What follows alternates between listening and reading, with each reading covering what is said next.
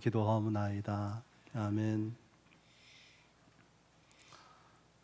간혹 교회 표어가 무엇인지 묻는 분들이 있어요. 제가 부임해서부터 한 번도 바꾸지 않고 교회 표어로 정한 것은 하박국 3장 2절에 있는 말씀, 주의 일을 이 수년 내에 부응하게 하옵소서. 교회가 바로 돼 있으면은 부응하게 돼 있거든요. 부응은 하나님의 뜻입니다. 부응 그러면 우리는 교회의 부응을 생각하고 또 교회에 사람들이 많아지는 것을 생각하는데 그거 부응 맞습니다. 그런데 성경이 말하는 진정한 부응은 그런 수가 늘어나는 부응만이 아니고 부응의 본질은 회복을 말하는 거예요. 개인적으로, 가정적으로, 교회적으로 하나님의 은혜 가운데 회복을 경험하는 것입니다. 여러분 그런 의미에서 회복을 원하십니까? 진정한 부흥을 여러분 사모하십니까? 우리가 그런 진정한 부흥을 경험하려면 우리가 무엇을 해야 될까요? 진정한 부흥을 경험한 그리고 진정한 부흥의 통로로 쓰임받은 바울을 통해서 진정한 부흥이 무엇인지 함께 여러분과 나누려고 합니다. 오늘도 세 가지로 말씀을 드리겠는데요. 첫째는 하나님의 뜻, 부흥의 원리죠. 하나님의 뜻. 두 번째는 성령 세례. 세 번째는 말씀의 부흥. 들어보면은 그게 진짜 맞구나 그런 생각을 하시게 될 겁니다. 오늘 말씀의 배경은 사도행전 18장인데 바울은 2차 전도 여행을 마감하는 시점에 에베소라는 도시에서 잠깐 머물러서 복음을 전하게 됩니다. 그런데 굉장히 반응이 좋아서 사람들이 바울의 가르침을, 선포를 굉장히 흥미있게 듣고 떠나지 말고 여기 오래 머물러 계시면 좋겠습니다 하고 요청했어요. 그런데 사도 바울이 단호하게 거절하고 에베소를 떠나게 됩니다. 이유가 있지 않겠습니까? 성경에 이유가 안 나와 있어요. 그런데 떠나서 어디로 가냐면 예루살렘으로 갑니다. 그래서 짐작하기에 아마도 예루살렘에 가서 절기를 지키려고 하는가 보다. 학자들이 그렇게 해석합니다. 그런가 하면은 2차 전도 여행을 마쳤기 때문에 예루살렘 모교회 같은, 모교회는 아니지만 모교회 같은 예루살렘 교회에 가서 전도, 선교 보고를 해야 되기 때문에 배가 끊어지기 전에 빨리 떠나려고 했던 것 같다. 그렇게 짐작합니다. 아무튼 바울이 에베소를 떠나려고 할 때에 자기를 만류하는 교인들을 두고 바울이 나도 에베소에 다시 돌아오고 싶다. 그런 마음을 피력하는데 사도행전 18장 21절입니다. 작별하여 이르되 만일 하나님의 뜻이면 너에게 돌아오리라 하고 배를 타고 에베소를 떠나니라. 두 가지 주목할 표현인데 하나는 돌아오리라.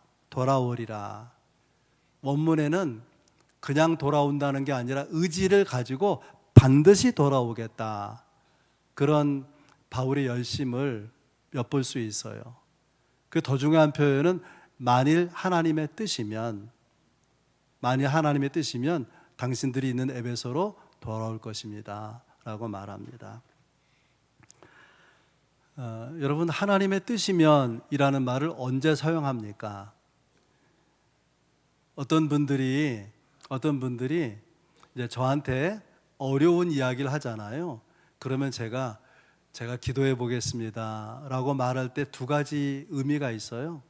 하나는 정말 기도하겠다는 의미이기도 하고 하나는 기분 나쁘지 않게 완곡하게 거절하면서 기도해 보겠습니다 라고 말할 수 있는, 제가 그렇게 한다는 게 아니에요. 그렇게 말할 수 있는데 그거는 좋은 자세는 아닌 거죠.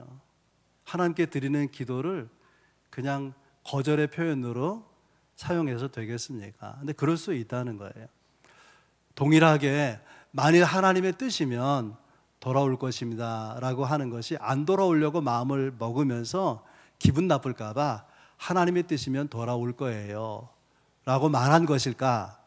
그렇지 않습니다. 바울이 만일 하나님의 뜻이면이라고 말할 때에 저는 바울은 어떤 사건을 생각하고 있는데 그 사건이 뭐냐면 드로아의 환상이에요. 여러분 드로아 환상을 기억합니까? 바울이 에베소 이 소아시아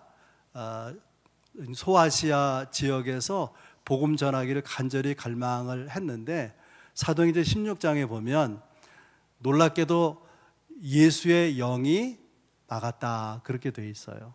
예수의 영이 막았다. 그래서 비두니아로 가려고 하는데 또 성령이 막는 거예요. 그래서 할 수 없이 드로아라고 하는 항구로 갔는데 거기서 환상을 본 것이 드로아 환상이다. 어떤 환상이냐면 마게도냐 사람 옷차림을 한 사람이 손짓하면서 도와달라고 오라고 하는 거예요. 바울은 왜 아시아 지역에서 복음 전도가 막힐까?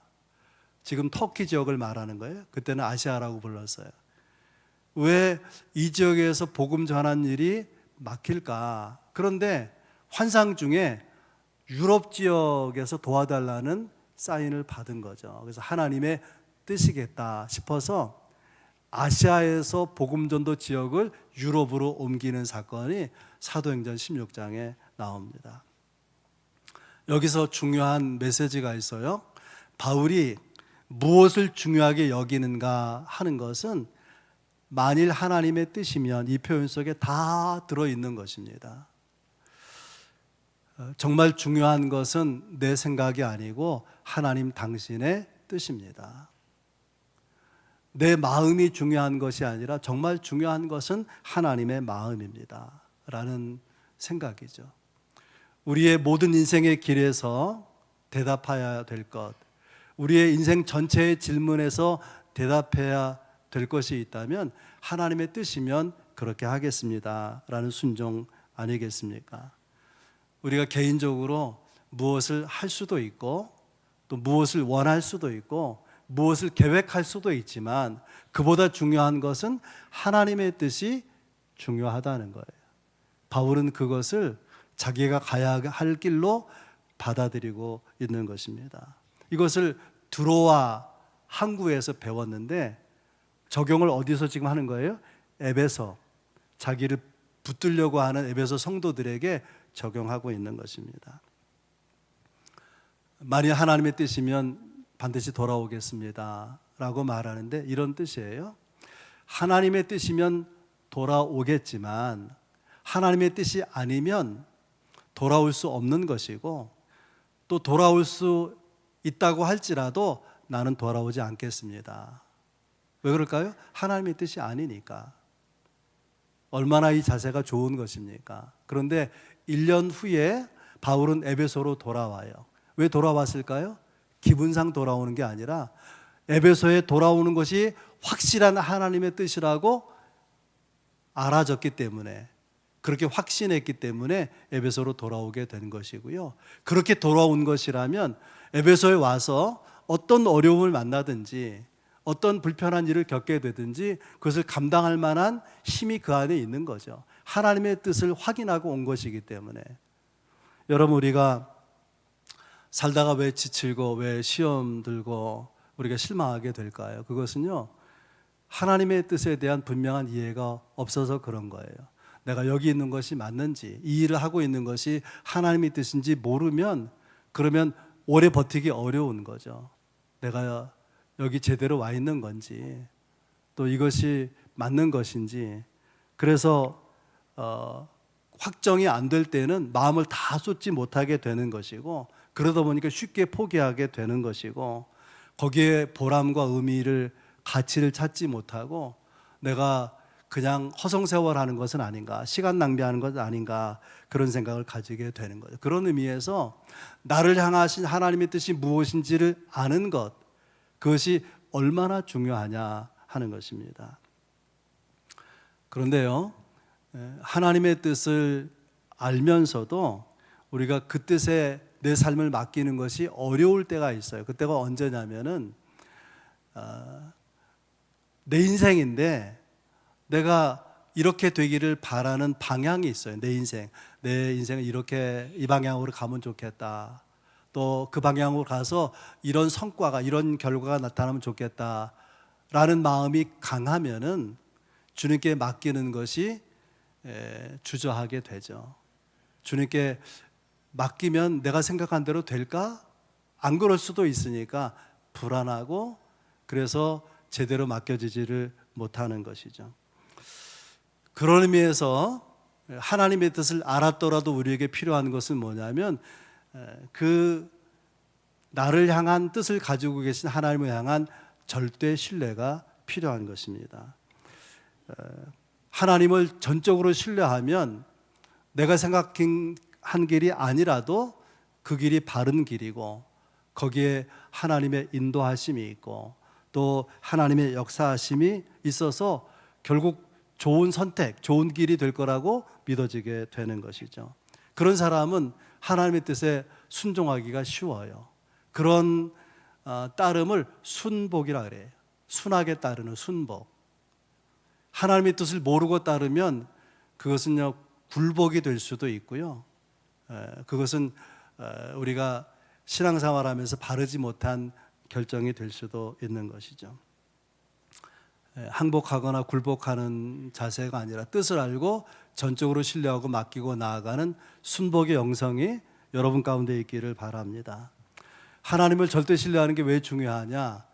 하나님을 전적으로 신뢰하면 내 삶을 맡기게 되고요, 맡기면 주님이 책임져 주십니다. 그런데 하나님 뜻을 알지만 나를 맡기지 못하면, 하나님 신뢰하지 못하면 나를 맡기지 못하게 되고, 나를 맡기지 못하는 삶은 하나님이 책임져 주시지 않는 거예요. 그러니까 뜻을 아는 것, 신뢰하고 맡기는 것이 얼마나 중요한가 생각하게 되는 거죠. 아무튼 진정한 부흥의 원리 첫 번째는 하나님의 뜻 안에 사는 거예요.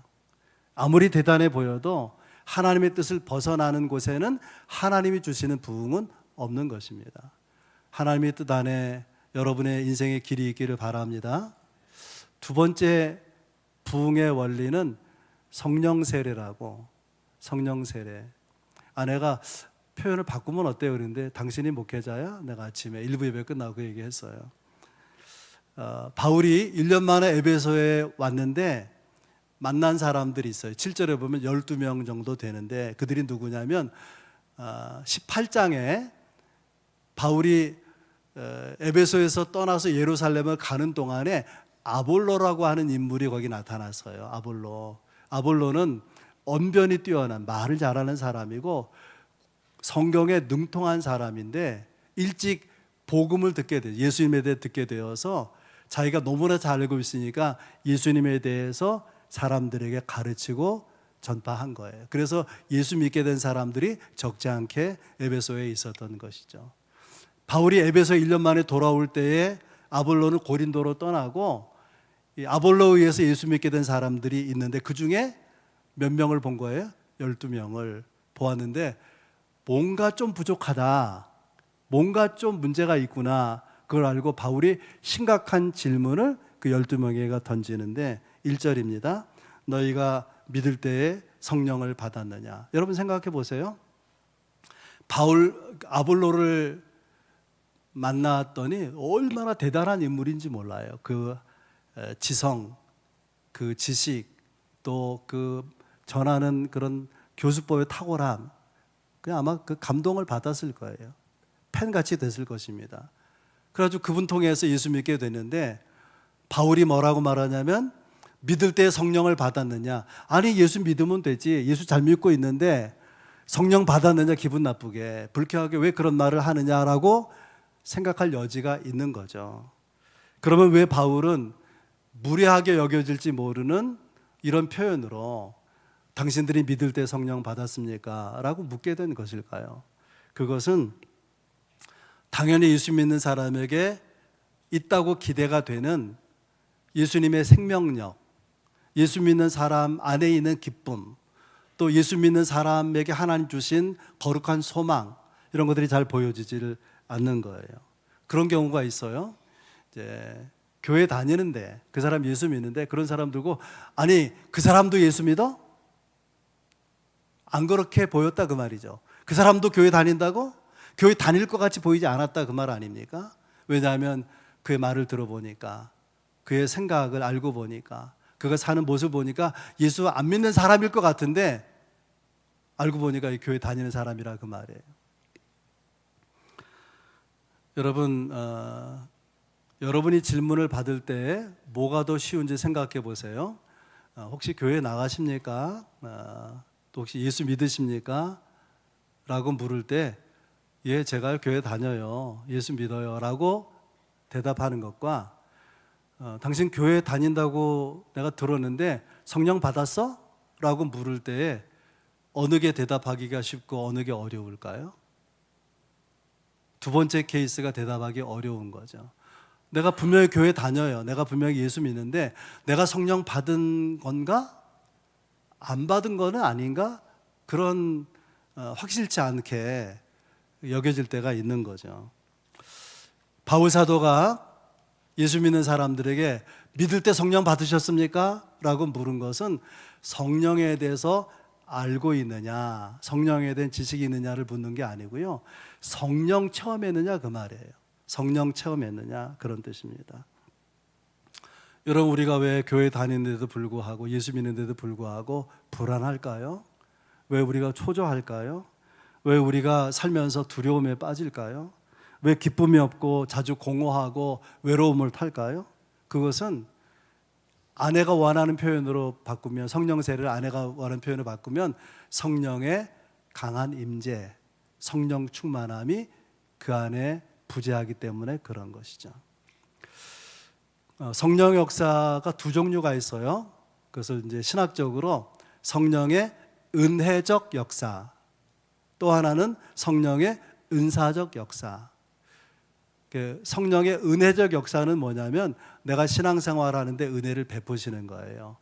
예수 믿고 구원받고 하나님의 자녀가 되고 하나님을 경외하고 신실하게 신앙생활하도록 도우시는 모든 은혜를, 그런 성령의 역사를 성령의 은혜적 역사라고 말해요.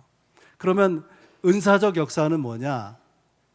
동일하게 성령이 역사하는데 하나님의 일을 감당하라고 능력을 부으시는 역사, 그것을 성령의 은사적 역사라고 말하는 것입니다. 바울이 고린도서 12장 3절에서 은혜적 역사를 이렇게 말해요. 성령으로 아니하고는 누구든지 예수를 주시라 할 수 없느니라. 그러니까 우리가 교회 다니면서 예수님을 주님이라고 고백한다면, 그것이 마음에서 우러나오는 진실한 고백이라면 우리는 성령 받은 사람이라는 거예요. 성령 받아야 예수 믿을 수 있고 성령 받아야 예수님을 주님으로 고백할 수 있으니, 내가 예수님 믿고 주로 고백하면 성령 받았어요, 못 받았어요? 성령 받은 거란 말이죠. 어떤 성령이냐면 은혜적 역사로서의 성령을 받은 거예요. 그런데 그와 또 다른 차원의 성령의 역사가 있는데 은사적 성령의 역사가 있다는 거죠. 그 얘기를 하겠습니다. 사도행전 8장과 2장 이야기를 하겠는데, 사도행전 8장에 빌립이라는 안수집사, 7명의 안수집사 가운데 한 사람이죠. 초대교회에.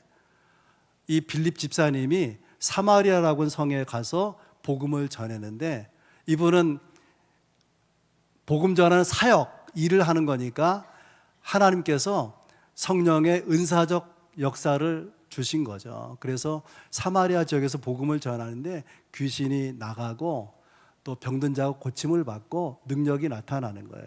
그런 놀라운 능력을 보고 사마리아에 있는 사람들이 적지 않게 예수 믿기로 작정하고 세례를 받았습니다. 그 소문이 예루살렘 교회까지 퍼진 거예요. 그래서 어떻게 된 거냐? 우리는 사마리아 사람들 싫어하는데 거기 예수 믿고 구원받았다고 하니까 어떻게 된 거냐? 그래서 예루살렘 교회가 두 사람의 지도자를 내려보내요. 사마리아에. 베드로와 요한 사도가 와서 정말 예수 믿거든요. 그래서 보니까 뭔가 부족한 게 있어서 하나 앞에 간절히 기도합니다. 기도 내용이 성령 받기를 위해서 기도하고, 기도한 후에 안수하니까 그 사마리아에 있는 사람들이 성령을 받는 거예요. 이미 예수 믿는 거 성령 받아야 믿는데 성령 받고 예수 믿는 사람들에게 성령이 부어진, 그게 성령의 임재죠. 성령 충만, 성령 세례를 받게 된 것입니다. 그보다 거슬러서 사도행전 2장에 오순절 성령 강림 이야기가 나오잖아요. 예수님의 십자가 사건을 알고 예수님의 부활을 알고 부활한 주님을 만났던 제자들, 주님을 따르는 사람들이 예루살렘에 모여서 성령 받기를 위해서 간절히 기도합니다.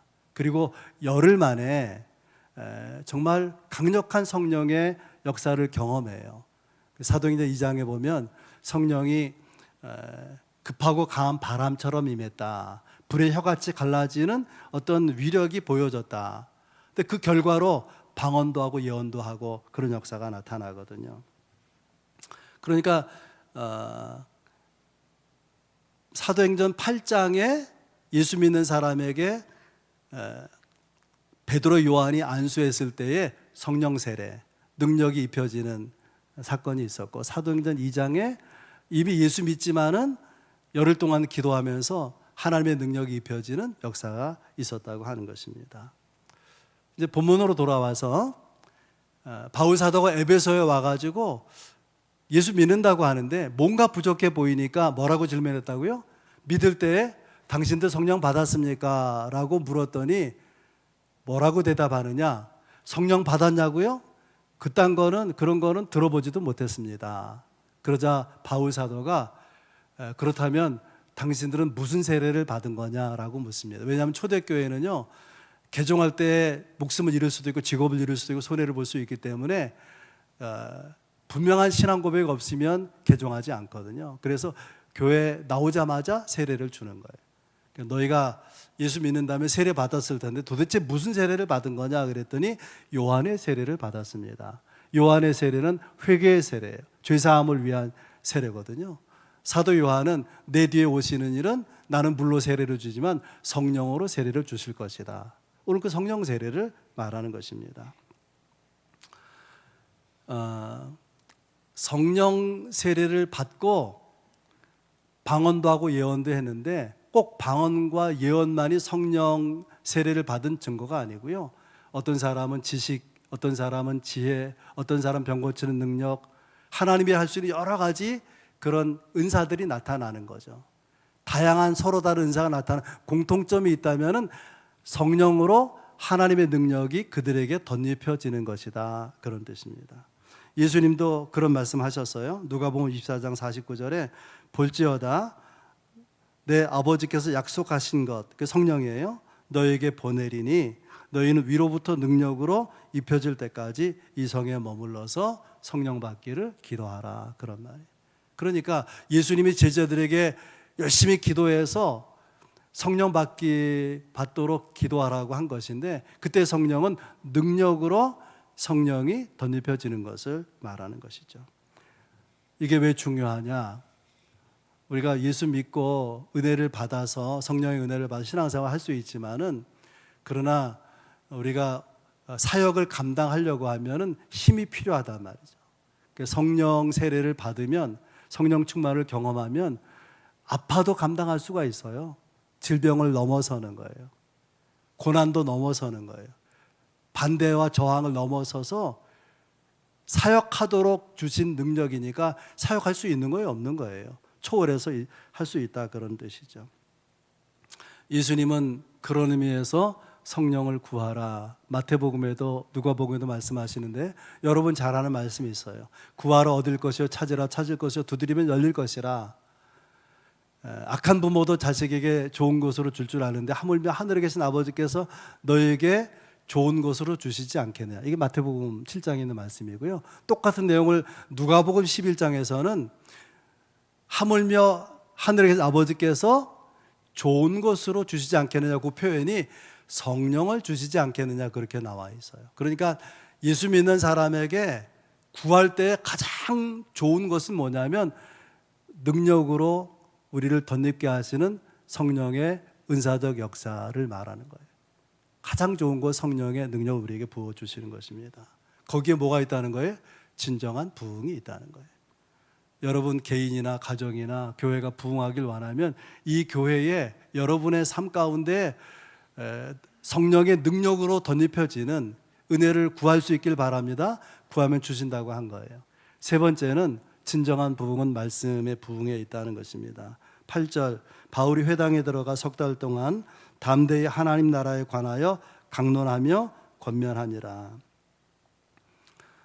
바울 사도가요, 오늘 본문에 잘 나와 있지 않지만 어느 지역에 사역할 수 있는 기간이 짧으면 어떤 메시지를 전하냐면 부활의 메시지를 전해요. 십자가로 끝나면은 기독교가 존재할 수 없는데 사흘 만에 주님이 부활하잖아요. 기독교는 부활의 종교예요. 기독교의 메시지는 부활의 메시지죠. 그래서 바울이 복음을 전하게 되면 기본적으로 부활의 메시지를 전하는 것인데, 복음을 전할 수 있는 시간이 길면은 부활의 메시지 플러스 하나님 나라의 메시지를 전하는 거예요. 그래서 8절에 석 달 동안, 기간이 길잖아요. 담대히 하나님 나라에 관하여 권면했다, 강의했다, 그렇게 되어 있습니다. 9절 말씀입니다. 어떤 사람들은 마음이 굳어 순종하지 않고 무리 앞에서 이 도를 비방하거늘. 하나님의 나라를 열심으로 전하는 거예요. 하나님 나라가 무엇인지, 하나님 나라가 어떻게 세워지는지, 하나님 나라가 어떻게 우리 가운데 임하는지, 그것을 자세히 열심으로 가르치고 있는데, 그것을 기뻐하고 받아들이는 사람들도 있지만은 이 하나님 나라 부활의 복음을 거부하고 저항하는 사람들이 있었다는 거예요. 그래서 바울이 어떻게 하느냐, 그 자리를 떠나서 서원을 세워요. 두란노 서원을. 그것이 9절 10절에 나오는데 9절을 제가 읽어보겠습니다. 바울이 그들을 떠나 제자들을 따로 세우고 두란노 서원에서 날마다 강론하니라, 그렇게 돼 있어요. 짧지만 굉장히 중요한 구절인데요. 역사 자료를 보면은 당시에 그 중동 지역에 사는 사람, 또 이 에베소 지역에 어떤 문화가 있냐면 시에스타라는 문화가 있어요. 낮에 너무 덥기 때문에 일을 할 수가 없는 거죠. 그래서 오전 11시에서 오후 4시까지 일을 안 하고 쉬거나 잠을 자는 거예요. 그래서 시에스타 그러면 낮잠 자는 시간 그렇게 합니다. 우리는 아침에 일찍 움직이는 사람 7시에 움직이잖아요. 그런 지역은 새벽 5시, 4시에도 움직이고요. 학교를 막 7시에 가고 그래요. 7시에. 네팔에도 가보니까 막 일찍 학교 가고 그러더라고요, 아이들이. 그래서 점심을 생각보다 일찍 먹고 노곤하기도 하지만은 너무 더워서 일도 못하고 하니까 쉬면서 자는 그런 시간에 바울 사도는 장소 하나를 빌렸는지 어쩌는지 모르지만 두란노 지역에 이렇게 성경 공부를 가르칠 수 있는 서원을 만들고 11시에서부터 오후 4시까지 집중적으로 날마다 복음을, 부활의 복음, 하나님 나라 진리를 가르쳤던 것입니다. 그래서 나타난 결과가 10절에 있어요. 아시아에 사는 자는 유대인이나 헬라이나 다 주의 말씀을 듣더라. 그러니까 무슨 말이냐면 처음에 소수 그를 따르는 사람들을 데리고 두란노 서원에서 날마다 2년 동안을 말씀을 강론했는데, 그 사람들이 배워가지고 훈련을 받아서 자기들이 사는 지역에서 복음을 전하면서 에베소를 중심한 아시아 전역에 예수 그리스도 복음이 전파되었다, 부흥이 일어났다, 그 얘기를 하고 있는 것입니다. 이 두란노 서원의 사역을 저는 말씀학교라 그렇게 말하고 싶은데, 이 두란노 서원 말씀학교의 효과가 너무 뛰어났던 것이죠. 그래서 말씀 양육을 통해서 부흥을 경험한 사건이 있었던 것인데, 사도행전을 읽어보면 말씀을 가르쳐서 일꾼을 길러내는 게 얼마나 중요한지를 볼 수 있어요. 바나바가 바울을 데려오죠. 안디옥 교회로 데려와가지고 2명의 지도자가 1년 동안 열심히 말씀으로 교인들을 양육합니다. 성경 공부를 한 거예요. 그래서 최초로 그 지역에서 예수 믿는 사람을 가리켜서 그리스도인이라, 그리스도를 따르는 사람이라, 그런 표현이 생기게 된 것입니다. 그런가 하면 바울이 말씀드렸는데 에베소에 와가지고 몇 년 가리키죠? 2년.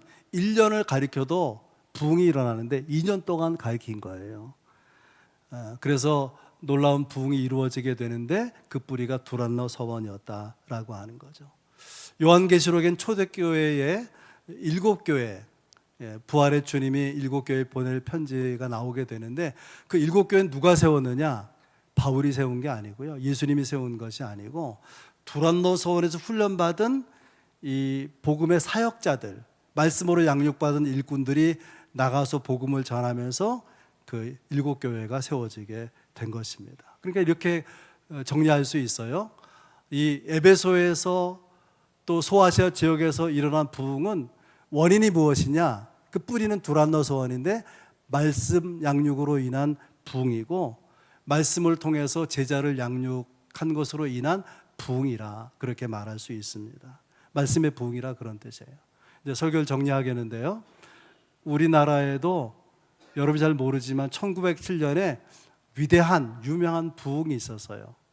대부흥이 1907년에 있었습니다. 그 이후로 한국교회는 어떤 걸 경험했냐면은 얼마나 부흥이 잘 되는지 상가의 교회를 개척해도 교회가 부흥하는 거예요. 건물 지하의 교회를 개척을 해도 교회가 부흥하는 거예요. 그런데 지금은 누구도 부흥을 이야기하지 못합니다. 왜냐하면 주변에 놀라운 부흥을 경험하고 있다는 교회를 만나기가 어려운 거예요. 부흥이 멈춰선 교회가 침체되는 시대에 우리가 살고 있습니다. 그럼에도 불구하고 우리가 부흥을 사모해야 되는 이유가 있어요. 그것은 부흥은 우리가 사는 이유예요. 하나님이 우리를 구원하시고 우리에게 기대하시는 사명이기도 합니다. 하나님의 나라가 확장되는 것, 진정한 부흥이 일어나는 것은 하나님의 기대고 하나님의 비전이라고 하는 것입니다. 여러분, 진정한 부흥은 어디서 옵니까? 설교 제목이죠. 진정한 부흥은 어디서 오는 거예요? 세 가지 말씀드렸잖아요. 그런데 그 부흥은 누가 주시는 거죠? 하나님이 주시는 겁니다. 사도행전 1장부터 마지막 장까지는 하나님의 교회가 어떻게 부흥을 경험했는지 이야기를 기록한 것입니다. 부흥의 이야기예요. 교회가 부흥하지 못하면 교회다운 교회가 아닌 것입니다. 바른 교회는 반드시 부흥하게 돼 있는데 그 부흥은 하나님이 주신단 말이죠. 누구에게 주시느냐? 하나님의 뜻 안에 사는 사람. 능력으로 성령이 덧입혀지는 성령 세례를, 성령의 임재를 구하는 사람. 그리고 하나님의 말씀으로 양육받아서 부흥의 도구로 쓰여질 수 있는 사람들이 있는 교회나 장소에 부흥을 주시는 거예요. 하나님 주신 부흥이 좁혀서는 여러분 자신에게, 조금 넓혀서 여러분 가정에, 더 넓혀서는 교회에, 이 나라와 민족 가운데, 열방 가운데 하나님이 주시는 부흥이 다시 경험될 수 있기를 주의 이름 축복합니다.